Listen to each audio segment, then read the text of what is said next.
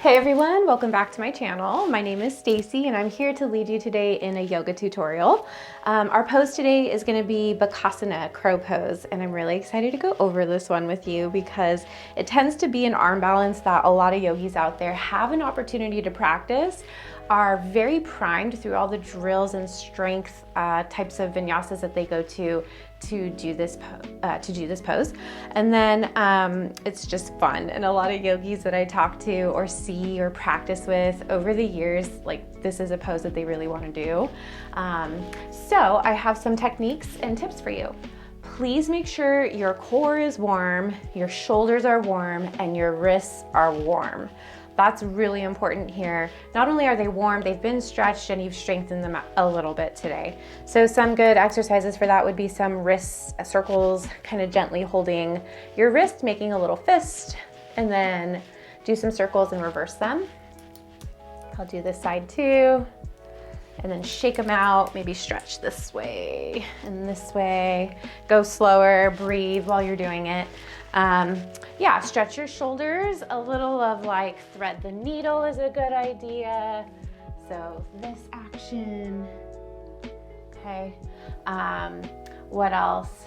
Maybe even some chaturangas would warm you up really nicely. A chaturanga is from plank pose. Okay, we want to defy gravity, lift up and out of the wrists, slight doming out of the upper back, and hips in alignment with the shoulders. Shift forward, shoulders past your wrists, halfway down, hug elbows to side body, squeeze, squeeze, squeeze, and then you can go all the way down or untuck your toes and push yourself right up into an up dog. Knees stay lifted. That's a really good one for warming up wrists, shoulders, and core for your crow pose. Okay, so let's get into crow. We can start from down dog since I'm already here.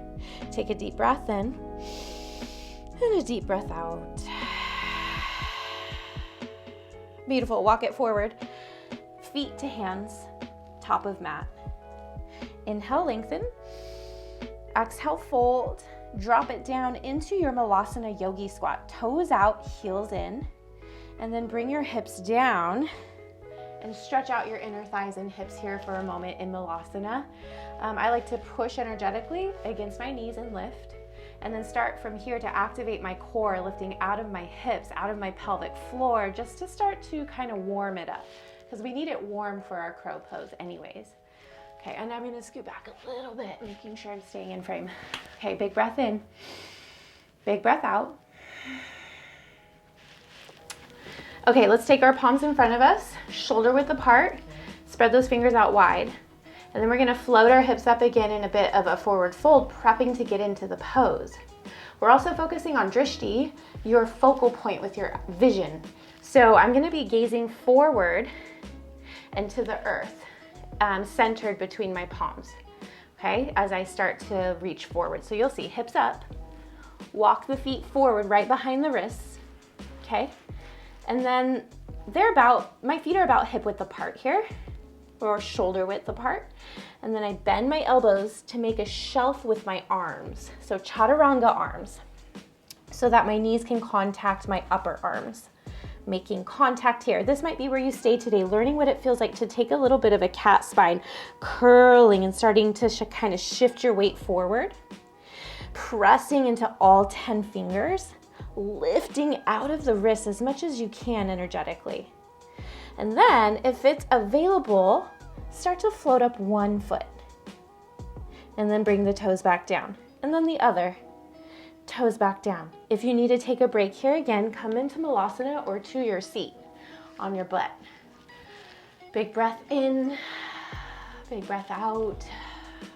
All right, let's come back to where we were. Knees against upper arms, gazing forward, back neck is long and open, so I can breathe normally. I've got blood flow, circulation moving smoothly to my brain. I'm getting my heart over my head right now. This is a beautiful inversion. Helps to de-stress and energize. So I'm gonna start to float both feet up. Big toes eventually come to touch, and I am curling.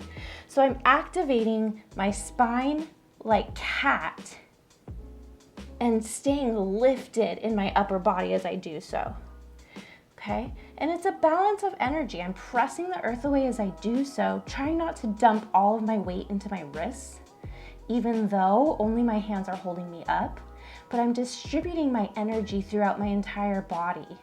So I'm feeling this in my core, my shoulders, even a bit of like my backside body as I lift my heels up toward my glutes. I came out.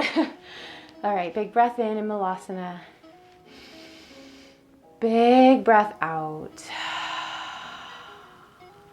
Okay, crow is so strengthening for the body. This is the part I love. I love how it feels afterwards. That rush. It is so relieving to get that frenetic energy out and to feel strong in these arm balances, but it is also stress relieving. Breathing during it will help with all of that. Okay. So this pose, when we get really strong in it, you can move into other like transitions from crow, like shooting back to plank. You can even go into Bakasana, which I taught last week. You should go back and look at that video, firefly pose. And then you can move into a headstand. There's like multiple things you can do. You could also straighten your arms into what's called crane.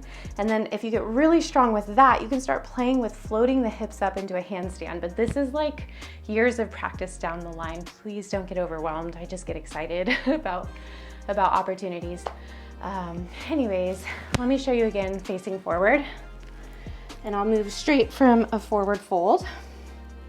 Actually, I feel like you probably can't see because of my hair. I'll move from to the other side. All right, palms face down. Sorry, palms down, fingers face forward. Bend the elbows like chaturanga, elbows, knees make contact to upper arms. Step the toes back a bit if you need to make space in order to like balance properly on your hands, starting to shift the weight into your palms without having to like launch forward all crazy. If your feet are really close to your wrists, that makes it really hard. So step the toes back a bit after you have your weight even in your palms. And then start to float one or both feet up at a time. Activate your pelvic floor and core. Round through the shoulders, heels up toward glutes. And perhaps there is a launch back to chaturanga, landing in bent elbows. Beautiful. I'm gonna skip the chaturanga to downward facing dog. Shake it out. Let it go. And have fun with that. I'll model crane maybe next week. All right, take care, namaste.